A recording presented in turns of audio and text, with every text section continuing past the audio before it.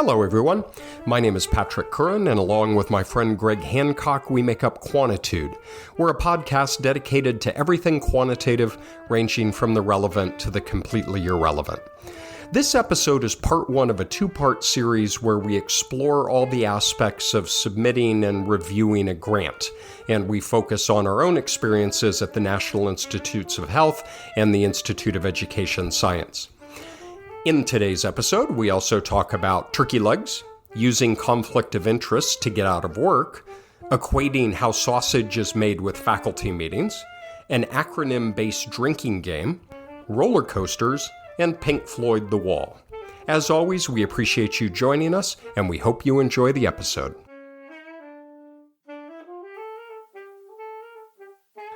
Welcome, everybody. Welcome to Quantitude with my good friend Patrick Curran, who's not going to talk right now. Don't talk. Okay.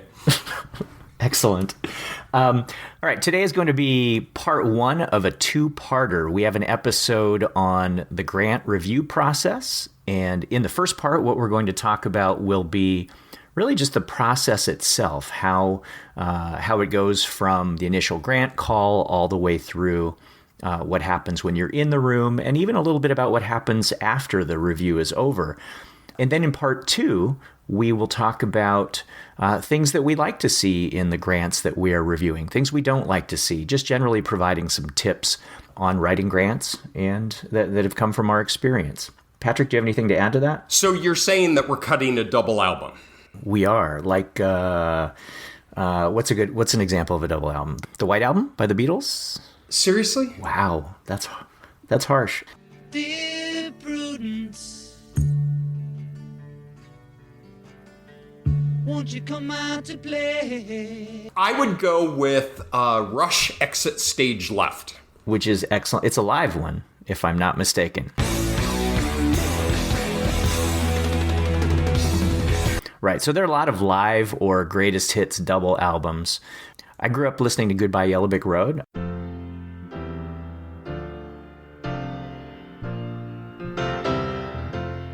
I'm going to drop the middle-aged man mic right here and go with The Wall, Pink Floyd. Done. So we'll go with that. So we are going to aspire to Pink Floyd's The Wall. Make you comfortably numb. Sorry.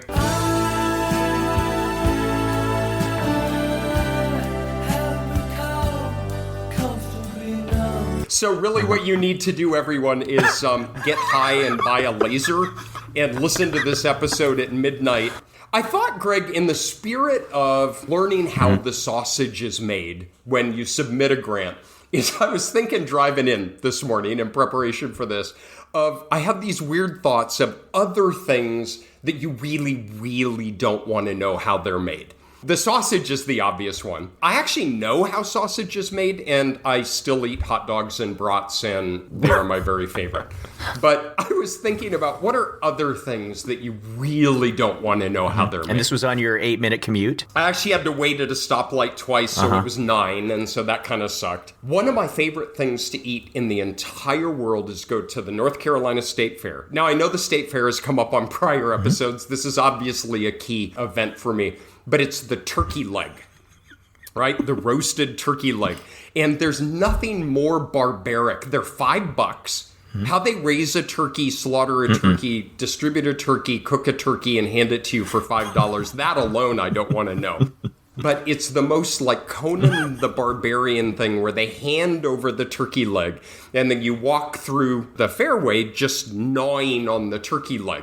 And all I can picture in my mind is the factory where they have some turkey leg pulling machine or however it is that they get these. And so that's one that, I would rather just enjoy my $5 turkey leg without thinking about how that's actually obtained.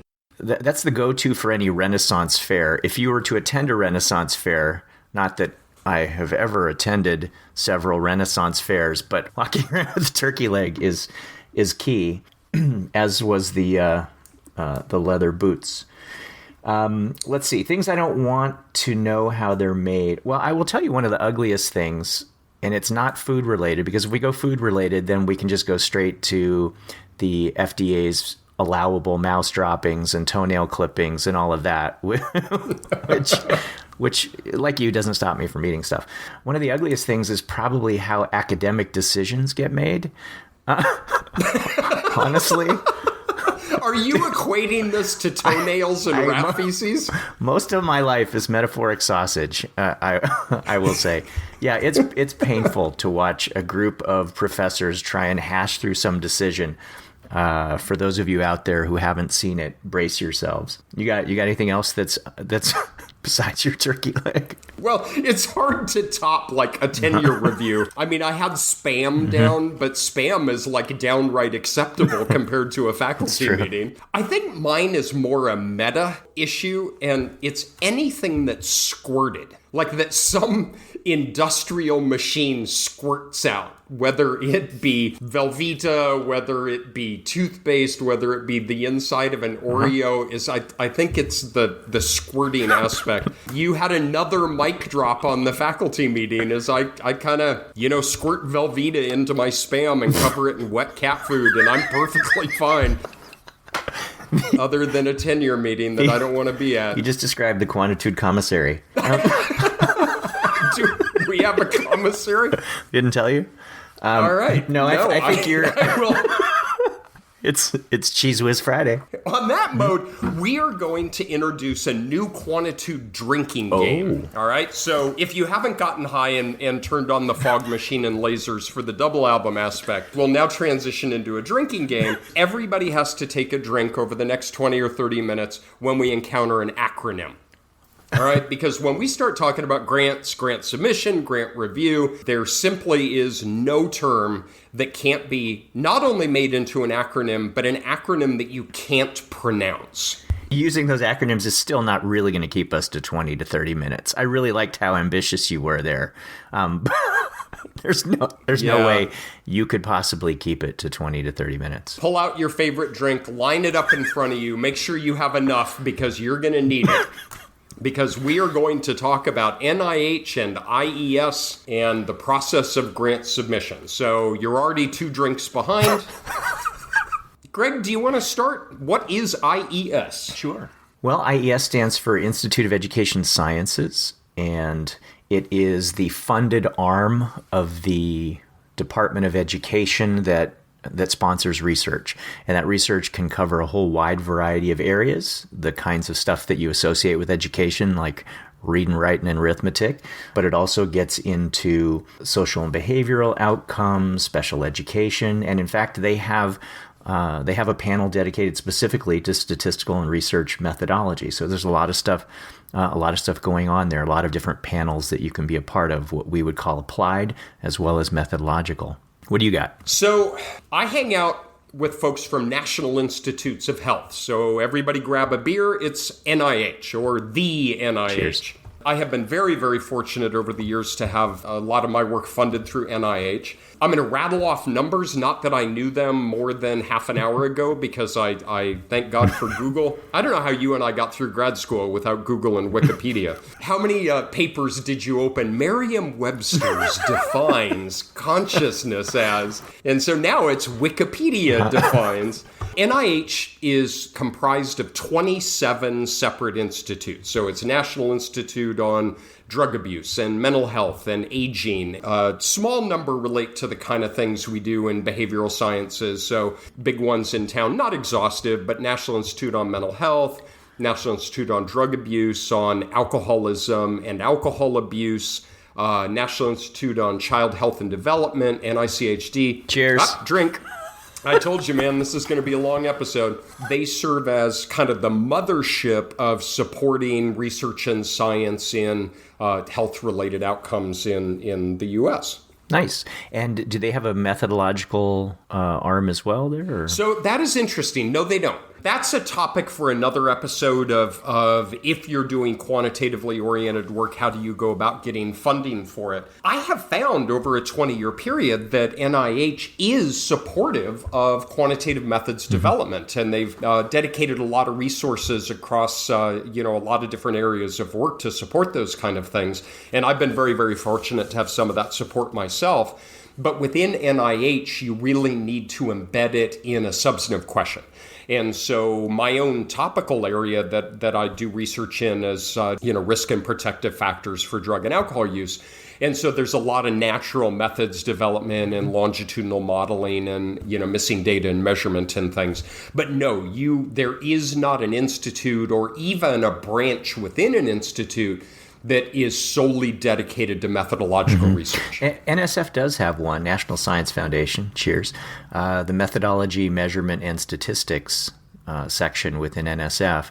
And to your point about things being embedded within other things, IES, even though they have a separate section dedicated to statistical and research methodology, it really is with an eye toward education, and you have to make very clear, as I'm sure we'll talk about at some point later, very clear the role that it plays in education, its direct applicability, and so forth. So not too different, I would say, in the end. All right. So you want to get a grant funded, you want some resources to support your work, and not only do we need to pay the lights, but maybe at your institution it reduces your teaching load to free up time. You're able to hire research assistants. You're able to maybe generate some summer salary to support working over the summer. You got an idea, you write it up. We'll talk on another episode about how you go about writing a grant, crafting a methodological idea.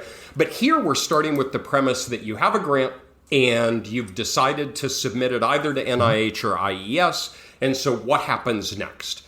So Greg, say I'm an educational researcher, I have completed my PDF and I want to go to IES. What happens? Well, I'll tell you, let me think about the process that we will talk about in 3 chunks. And you let me know if this works for you. We can talk about the pre-review process, sort of essentially what happens before you get in the room. And then we can move into the in-the-room phase, the sausage part. And then a little bit maybe about what happens after that. Is that okay to break it up into those 3 chunks? Does that make sense? Yep, makes sense. So I'll talk a little bit about the pre-process. And then you jump in as well, because I think there are a lot of similarities, but it's important to point out some of the differences. So all of these proposals go into a giant electronic clearinghouse. At IES, you post them to IES through some agencies. You go through grants.gov or a variety of other portals. And then they are collated, organized, and they are listed out for all of the people who have been tapped to be a part of this review process. On that point, I might ask you, how do people tend to get tapped in your world for the review process? Give me 30 seconds and I'll give the kind of structure, because I need to dive in and then we'll back out about, when you submit the grant. I also Googled these numbers so that I would pretend to look smart. There are 27 institutes. Back in the day, my very first grant, I submitted directly to NIDA, National Institute on Drug Abuse. And a number of years ago, they reorganized things so that it wasn't structured by institute, but more by topical area scientific question. And they developed what's called the Center for Scientific Review, or the CSR. Cheers. Cheers. Drink. For listeners, just know that Greg and I are playing along with this as well. Excuse me. And Greg is enthusiastically playing along with this. It's great. I love you, man. Yeah. Okay. The mute's going on, folks. So CSR, then, when you submit your grant, it goes to CSR. CSR oversees 25 what are called integrated review groups, or IRG. Cheers. There are 25 of those. And then those IRGs oversee what are called scientific review groups, or, wait for it, SRGs. Ooh. All right. As of this morning, there are 175 of those. And those are what, when I was a younger man, you would call study section. That's the review group that it goes to. And those are scientists, faculty, researchers out in the profession who are recruited and are in the room. We'll get to that in a little bit. They are recruited through what is called, I kid you not, the SRO. That's the scientific review officer. Ready for this? Everybody fill up. The SRO oversees the SRG as assigned by the IRG that's under the auspices of the CSR that's governed by NIH. And they recruit reviewers and they build a roster that are experts in whatever the topical area of that integrated review group is. So that's kind of how they get in the room. Wow.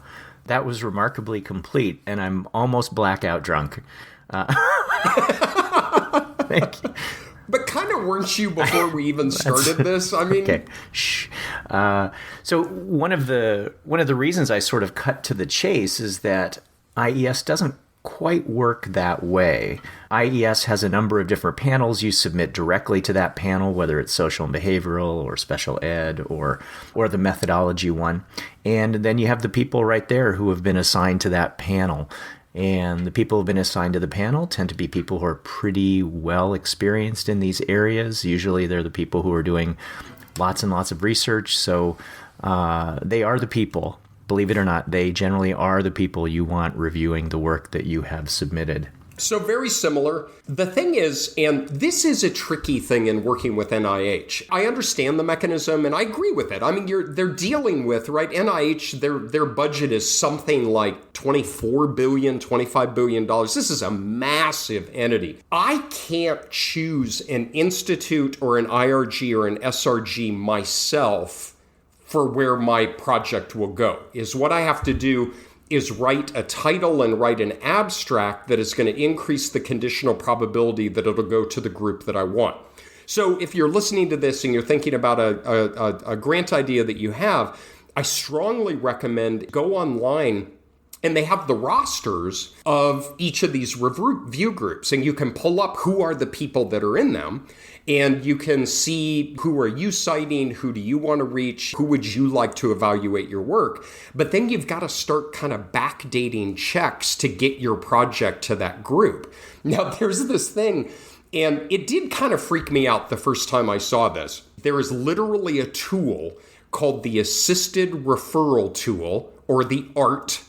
Cheers. And you enter a title, and I kid you not, it will generate the IRGs that it would likely go to. There is an AI element of this. How you write your title will determine to which group it gets. And so you have to be very careful about the keywords in the abstract that you use. And it sounds like in IES that you submit directly to the panel to which you would like to have it reviewed. So once it's at the panel in IES, then what happens? Well, it's in this great electronic void where it gets collated by whoever is facilitating the process. I'm sure it has some acronym that I don't remember. But all of this information will get posted for all of the reviewers to see. And not all of the grant information, but there will be a list of the titles of the projects. There might be an abstract at IES. And then it will also list, and this is really important, all of the personnel who are affiliated with a project. And the reason that's important is because at this point, still well before we've even looked at the proposals themselves, is that each of the reviewers must identify any conflicts of interest that he or she has with any of the proposals.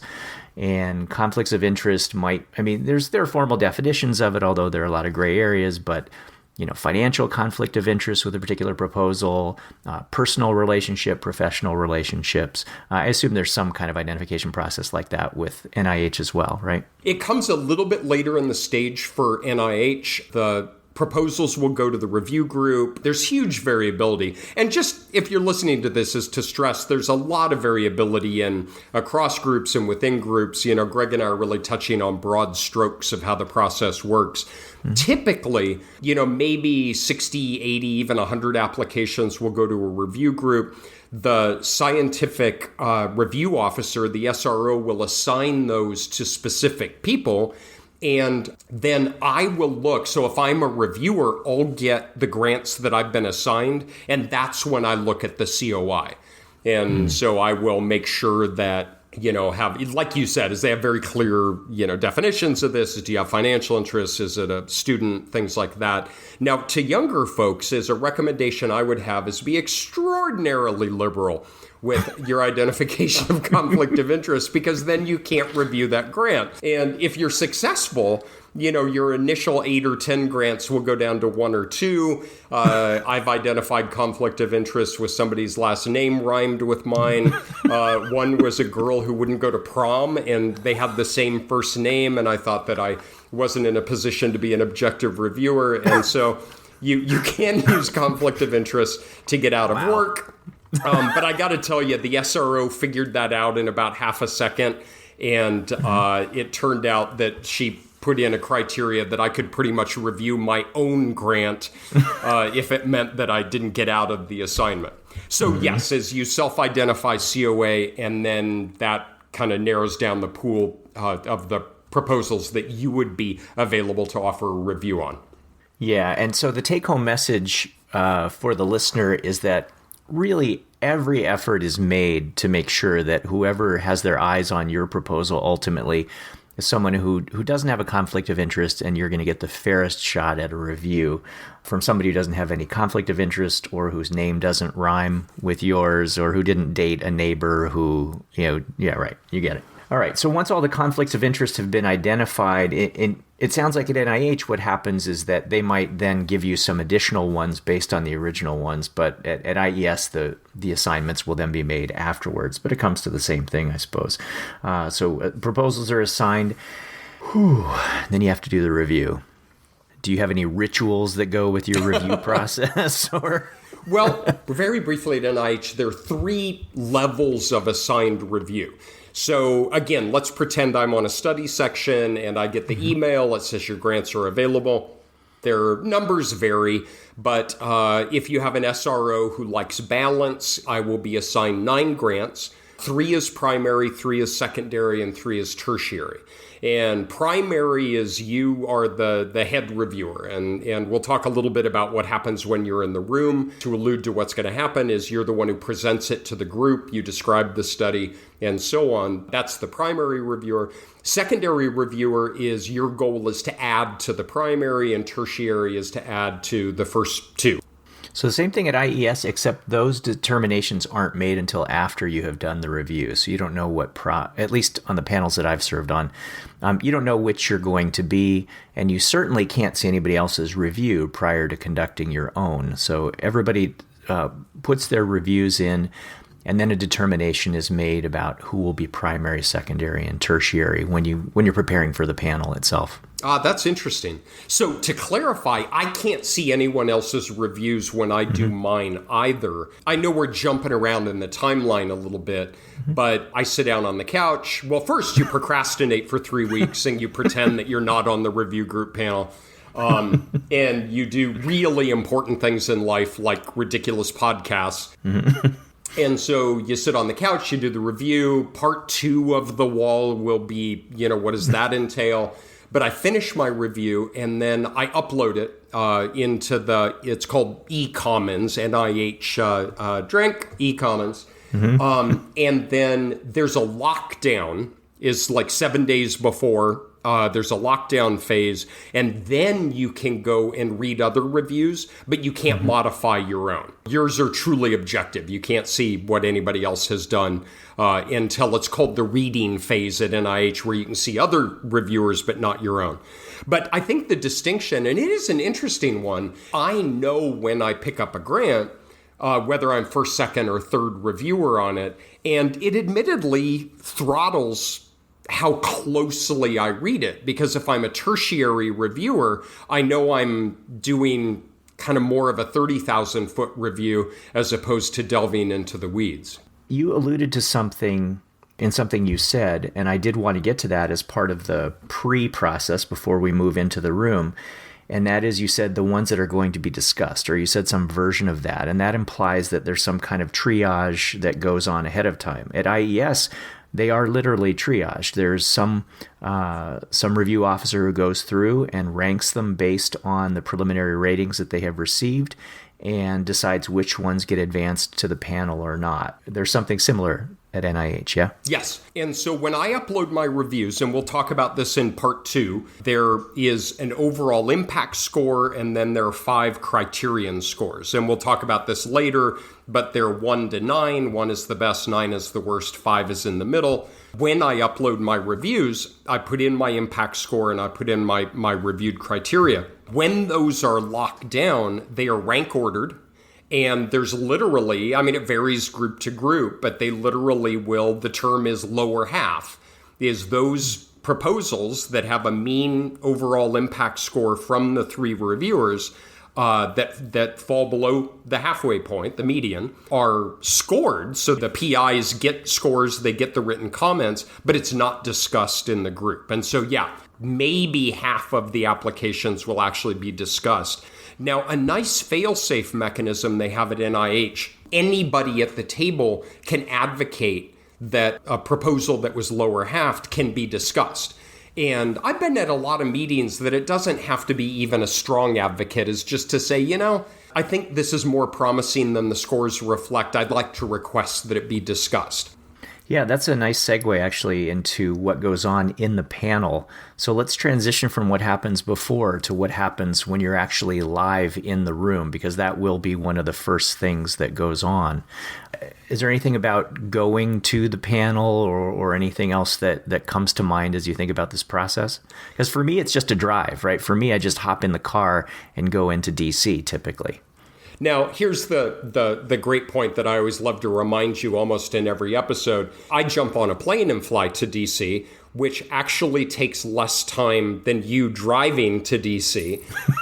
Yeah, the Raleigh to National flight, gear up to gear down, is about 35 minutes. It's 40 minutes if you take off into the south, 35 if you take off into the north.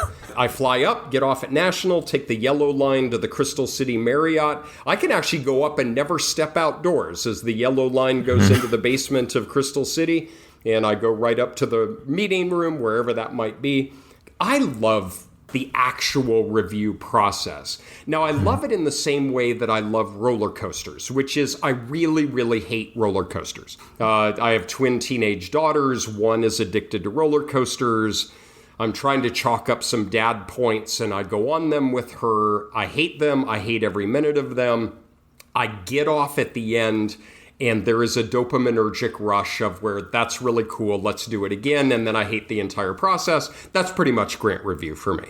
So you walk into the room, there's a who's who of, the scientific community around you. You settle in at the table, and that's the roller coaster clickety-clacking up that first hill. What is your reaction walking into the room?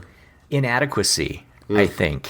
You look around the room and you go, yep, I've read that person's stuff and that person's stuff and that person's stuff. And, by now you interact with people. After a certain number of years, you interact with most people. But there's also that sense that each person has this identity that you've crafted in your head of them because you often know them mainly from, their work in print and not necessarily from any personal interaction. So when you get to flesh out the other 95% of the person in the room, it's funny. It's like, oh, that's that guy or that's her. Okay, all right.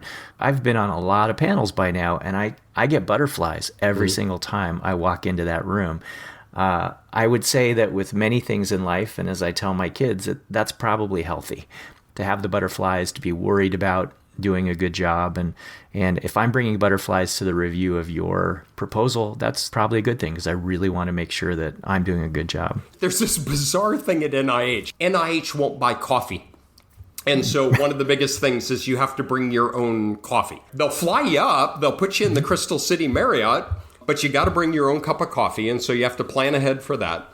But everybody sits down, there's opening remarks, whatnot. There's a chair of the committee who is a member of the scientific community. He or she is kind of one of us, right? They're a researcher or a faculty somewhere. But then sitting next to her is the SRO, the scientific review officer, and they're the official NIH representative. And the two of them jointly run the meeting. One of the most fun parts of this is they say, all right, we're going to talk about this proposal.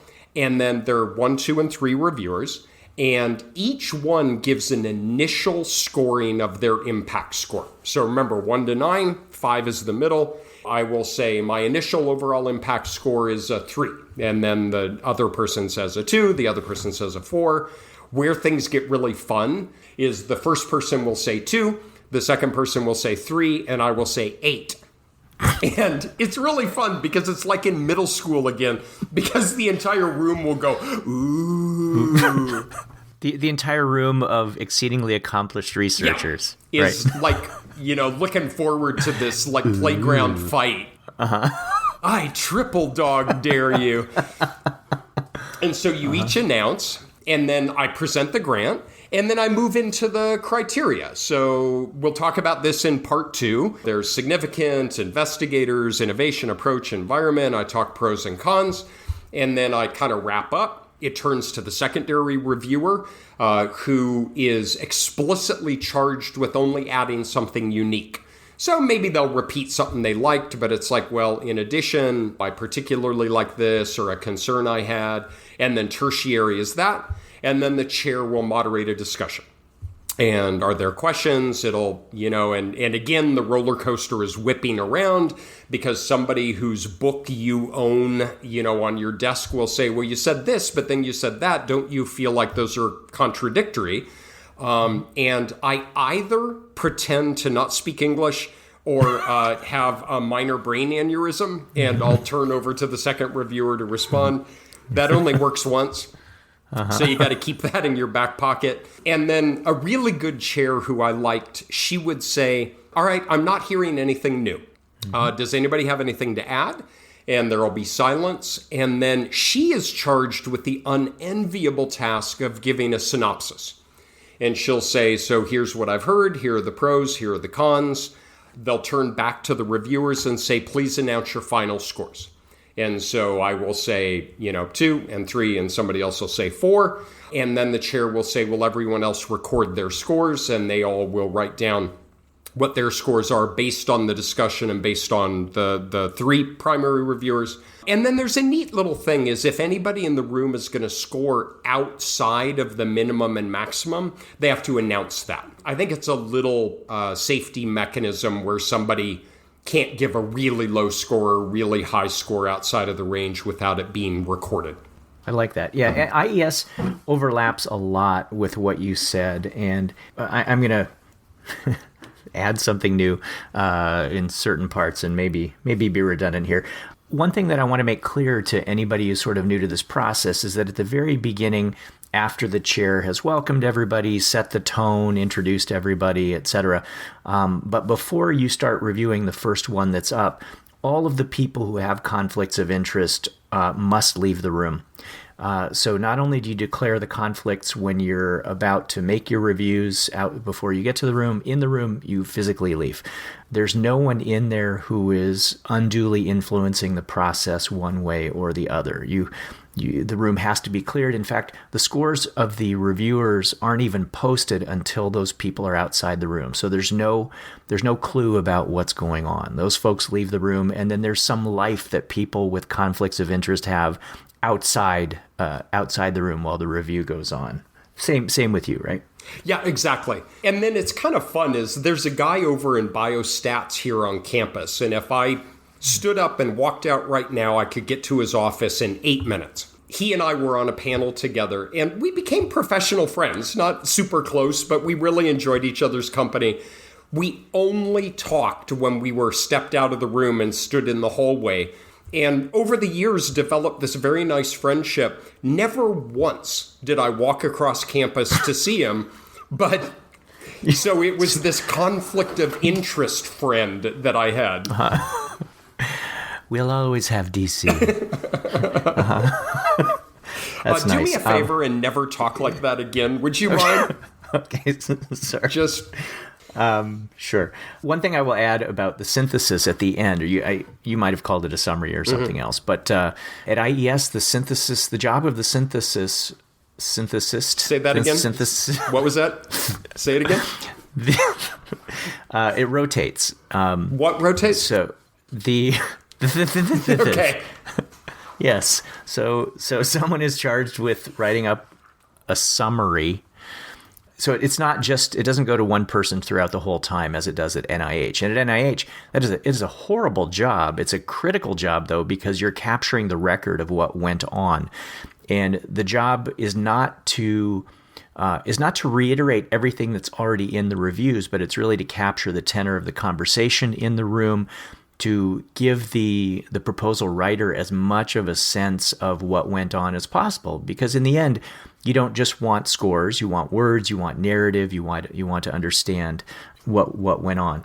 And whenever it comes around to you being the synthesizer, it is just the most high stakes thing that you can do. So I like the NIH one where there's someone who has agreed to do this, as grueling a task it is. At IES, it comes around to you and you're like, oh God, because you have to take down everything live while people are saying it. You have to craft it into a coherent narrative. You have to read it back to everybody. And then the panel chair will say, does this capture what we said? Does anybody want to add anything to it? And oh my God, the pressure. But it's very important. So I want to make sure that folks understand that's how it goes. And then, as you said, people finalize their scores. Whatever scores are posted are erased, and then the people who had conflicts of interest are welcomed back into the room, so they never heard anything, they never saw anything. And then you go on to the second proposal. And that first one generally takes quite a while. And, by the time you're at the 12th proposal, you all are really good. Maybe you're really good by the time you're at the 5th proposal. But there's a certain amount of the group finding itself, finding its identity, getting a flow, and the chair getting a sense of who's on the panel and how they interact so that she or he can learn who to get a little bit more out of and who maybe to try and moderate a little bit. There are some people who are really chatty and other people who are maybe a little bit more shy or nervous in the room sometimes, in fact. But then you move on to the next one and you guys as a group get your groove. And it's exhausting. It is exhausting and exciting at the same time. A typical review group at NIH, and again, huge variability, but it's usually a day and a half. So you have a long first day. Often you'll go out for dinner as a group at night, which is great fun, and then half day the next day, and then people fly home. The dinner, if you're a young professional and haven't done this before and you go up and do it, I got to tell you, and Greg, I would imagine you have a similar recommendation, is everybody who does research should be on these panels at some point. Not only return to the system, right? As my feeling is, if you're going to take a couple $1,000,000 from the federal government, you owe it back to the system. This is how it works, right? Mm-hmm. If you publish papers, you need to review papers. If you take grants, you need to, contribute to that process. But also to just see how the system works is incredibly insightful when you go back home and then write your own grant.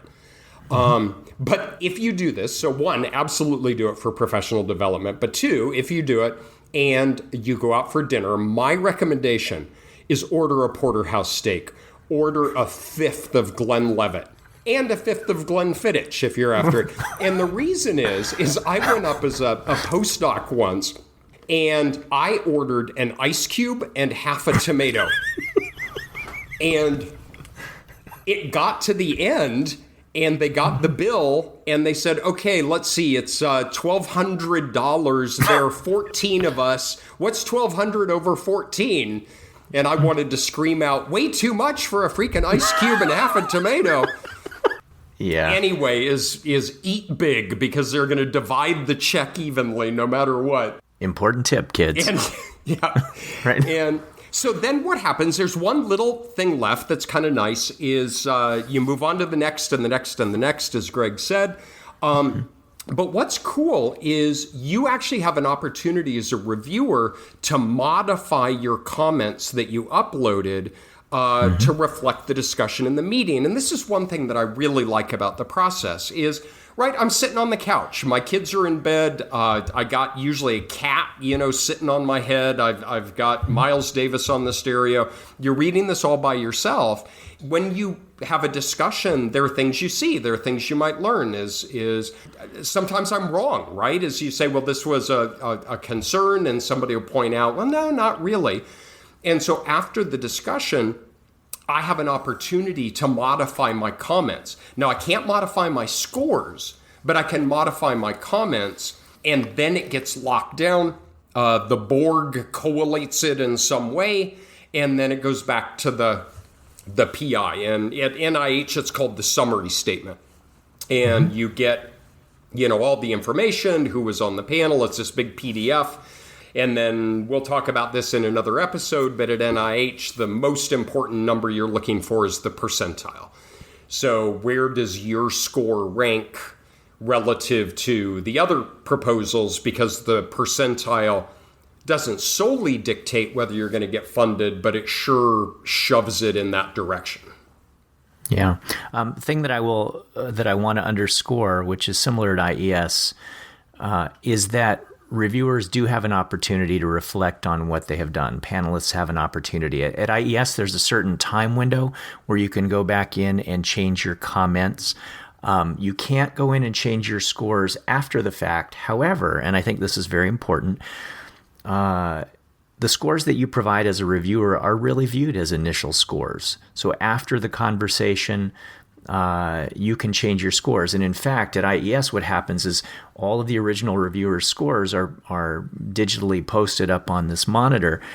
And then you go around to the original people and they might say, yeah, I was a bit harsh. Let's raise this criterion score. Or, now that I've heard some of the concerns expressed, I'm going to lower this score.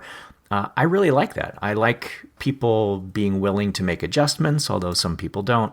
I like people thinking out loud. I like people learning from each other. It really is intended to be a dynamic team effort. Then you do go back and you beef up some of the commentary that you have, again, in the spirit of making sure that the reviewer gets the most out of the process. So, as Greg says, then the next one comes and the next one comes, and, a panel may do 40 or 50 reviews in a day and a half. And it is an exhausting, but also just really fun and exciting kind of process. And again, it's one that if you have the opportunity, I think both of us would strongly recommend being part of that process. And there are kind of two roles you can play. Is very often I've been a guest member of a committee. And so, there'll be some critical number of proposals that have longitudinal modeling or measurement or something like that, something that I have some familiarity with. And so I'll go up for like one panel meeting. But then there are standing members, and they're the ones who are really committed. I mean, I deeply respect standing members on the committee. It is a lot of work and a big commitment, but also is critically important to how the process moves forward. And so I am not a standing member, but not only are you a standing member, but you are a chair. Is that correct? Yeah, it's correct. The methodological panel at IES, I chair that and will be for the next 5 years. I am so jacked up as a reviewer when I'm in that room and so completely spent at the end of it. Like you said, I feel like I have to have every single synapse firing in service of the process. And just because I'm in front of a bunch of smart people, it's kind of nerve-wracking. I don't even want to go have the ice cube and half a tomato afterwards. I just want to go collapse in my room, and prepare for the next half day or whatever. As someone who chairs a session, there's this whole extra level of responsibility that you have, and you really don't want to look like an idiot in front of these other people, but you go through all, and maybe this is good for some more junior people to hear, I go through self-doubt all the time. Everything I do, why am I in this chair? I don't even know if I belong in the other chair. So there's pretty much every aspect of my life where I have that sense of imposter. So I have to know all the procedures associated with IES. I know how to have to keep this thing moving. And something I alluded to earlier is just to make sure that everybody feels that they have a voice in the process. Trying to manage those people who are a little bit more chatty, trying to get some things out. And I will actually call on people, and I don't know how popular this is as a chair, But if there's an area of expertise that I know a particular panelist has and that panelist hasn't commented on something, I might call that person out in a friendly way. I might say, I know that this is an area that you've done some work on, so I'm curious to hear if there's anything that was discussed that was resonating with you in particular. And I just try to get those people out because, like I said, they might be a little bit more shy. They might be a little bit less experienced. They might feel like other people are more expert than they, when that's not in fact the case. For every bit I am completely wrung out as a reviewer at the end of a chairing session, I have nothing. I feel like I really don't. Yeah. Like right. The thing that they say in sports is leave it all on the court. And that's what I feel like I do at the end of one of these panels. I have left every single shred of me in that room, and I just stagger out at the end of whatever it is, a day and a half. Yep. It's grueling. I so admire chairs of these meetings. And like I said, I deeply admire the people who commit to being a regular member on these. But one of the greatest tools I feel like of a chair and of fellow members is the hairy eyeball. And I don't know how much you use the hairy eyeball, but I got to tell you, if you folks haven't figured out already, is I am capable of talking and talking and talking, and we could lose the internet connection, and I will continue talking and talking. And when I'm presenting a grant, I do have a tendency to go on a bit, and maybe I'll talk about a really nice taco I had the other night, and then it reminds me of a Monty Python skit I saw. And boy, to get 28 hairy eyeballs all at once when you've hit about the 4-minute mark and you better get moving. I have had like gift baskets of hairy eyeballs, like a hand-woven basket with a bow on it with 28 bloody hairy eyeballs set in front of me. And so, yeah, one of the greatest tools available in grant review is the hairy eyeball. Nice. Speaking of, no, I have to hear this segue. I don't care what else is going on. Go ahead. Speaking of hairy eyeballs. The podcast is audio. Greg and I are on a Zoom and we're looking at one another. And as I was telling the hairy eyeball story, I can't help but think I kind of got a hairy eyeball, which is somewhat ironic. But you do have a good hairy eyeball. Thank you. You do. I've been working on it. Working with you has really allowed me to cultivate that. So what I'm thinking is, as that my favorite chair would say, I don't think I'm hearing anything new. Thank you. So that is the process. You hit send at your desk, and you get, however many months later, your summary sheets back, and both at IES and NIH. That's kind of the general process. For people who work at NIH and might be listening to this and are tearing your hair out and saying that's not how it works, I apologize in advance, or in the past, I guess, since I've already said it. But, these are broad strokes about how the system works.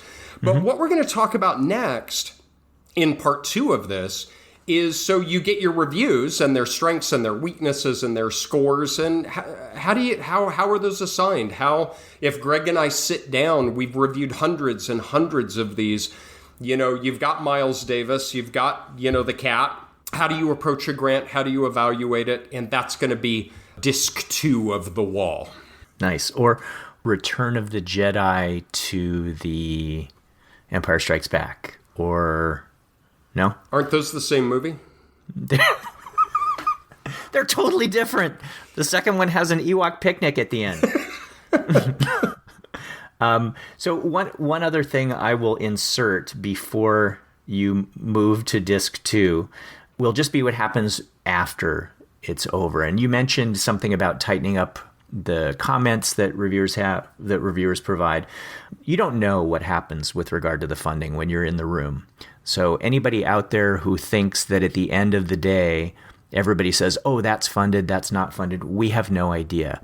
Well, it's not entirely true. We have some sense of what was rated better and what was rated worse, but we don't know where the funding line is. So it goes back into the agency, NIH, IES, whatever, and then they have to check, they have to go back through them. They have to double check things like gender issues and ethnicity issues of participants when they're human subjects. They have to check a bunch of budget stuff. And oftentimes, in fact, most of the time, it is not the reviewer's job to comment on budget. There might be some questions that are raised, but all of that's happening at an administrative level. So when we leave the room, we don't know what's going to get funded or not. That's going to take place in the time that comes after. And that's the same with NIH. Yeah, exactly. And maybe even, and this might be at IES, but it might even be a step further at NIH, is we are intellectually slapped by the SRO that we are to not discuss budget, that we are not to discuss, did they ask for an inordinate amount of time or money for, some machine or for, whatever, is that it's explicit. Now, we can talk about scope and feasibility.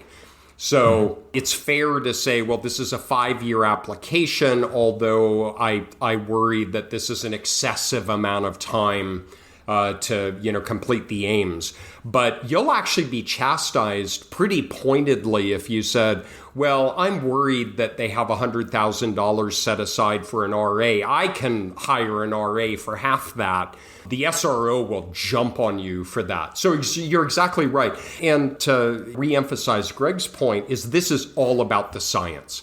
Is it an important question? Is it an interesting question? Is it a timely question? Is the study designed in a way to give a valid and reliable empirical test of hypotheses? And then when that process is done, a whole nother system comes online of what are NIH priorities, what are institute-specific priorities, and, is this something that they want to dedicate limited funds to? And that has nothing to do with this process that we're describing. Mm-hmm. And we are sworn to confidentiality, right? Exactly. So after we have left the room, I can hear the spiel in my head that is given by whether it's the person who's the head of IES or the thing that I will say at the end of a panel, just remind people that when you're out in the hallways, when you're getting back on the metro, when you're driving home, when you're on your 35-minute flight from National back. They don't even have a drink service because it's too short. It's not possible. Yeah.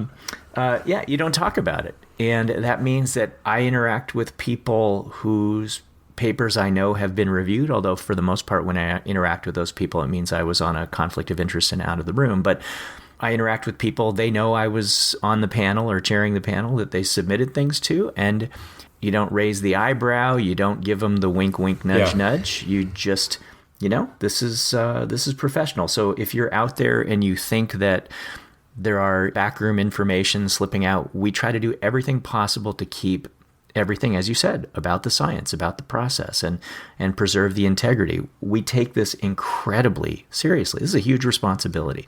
And I hope that any listeners might take some comfort in that. And I might say then on that note, we would look ahead to the next episode that you already telegraphed very nicely, where we try to talk a bit more about the rating process and at least as much some of the things that we as reviewers like to see in the proposals and don't like to see in the proposals. On that point, we hope you found it interesting and jump to part 2 and we'll talk about the reviews itself. So thanks for your time and take care. All right. Thanks, everybody. Be sure to check us out on iTunes, Spotify, or whatever platform you get your other clearly less favorite podcasts and leave us a review. And be sure to tell your friends. Also check us out on Twitter, where our handle is @QuantitudePod. You can also visit our website, quantitudethepodcast.org, to check out previous episodes and other really cool stuff. You've been listening to Quantitude, contributing to the intellectual world like Denny's does to the culinary world. Today's episode is brought to you by Big Data. Yeah, we don't know what it means either. And by the 0.05 level, ruling people's lives with an arbitrariness not seen until the current administration. And by your scholarly publication H-Index, celebrating your research accomplishments one self-citation at a time. This is most definitely not NPR.